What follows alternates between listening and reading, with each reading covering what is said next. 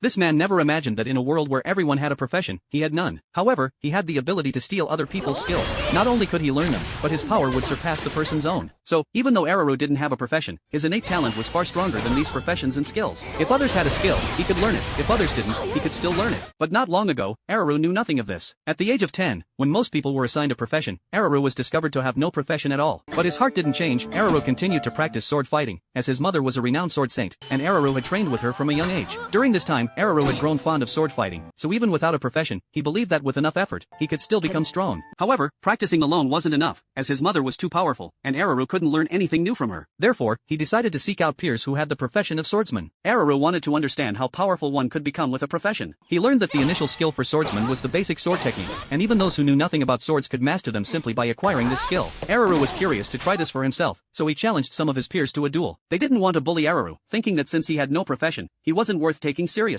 But Aruru insisted, so they agreed to a simple sparring match, not worried about injuring him. Every person was granted a blessing by the goddess, known as the blessing. This was a defensive boon, given to everyone regardless of profession, which helped protect their bodies to some extent. The battle began, and Aruru's opponents initially thought it would be easy to defeat him, but to their surprise, Aruru easily blocked their attacks. It wasn't luck. Aruru truly had the strength to back it up, thanks to the years of sword training with his mother. Facing peers who had just acquired the swordsman profession was a simple task for Aruru. Realizing that one person couldn't defeat Aruru, they called on their friends to join the fight. While it was a bit unfair, a one-on-two fight would challenge Aruru. Unfortunately, even though they had learned sword skills, their awareness and abilities were weak, making it easy for Aruru to overcome them. He knocked out one opponent with a single strike and noticed the second opponent almost tripping, giving him an opportunity to defeat them both. Frustrated, they insisted on challenging Aruru again. At this moment, a woman walked out. She thought the two men were too weak and mentioned that in the battlefield, there were no do-overs. The men tried to protest, but one of them recognized her. It turned out that her father was the leader of the village's self-defense corps and a very powerful swordsman. But Reina wasn't there to help Aruru. She wanted to challenge him herself. She sought to avenge her father, who she believed was as strong as Aruru's mother, the village's most skilled swordsman. Reina wanted to prove her father's strength by defeating Aruru, believing that the talents of parents were passed down to their children. This was about the honor of Aruru's mother. Aruru accepted the duel, eager to see the true strength of a swordsman. The battle began quickly. Reina was much stronger than the previous two opponents. She was a year older than Aruru, which meant she had been a swordsman for a year.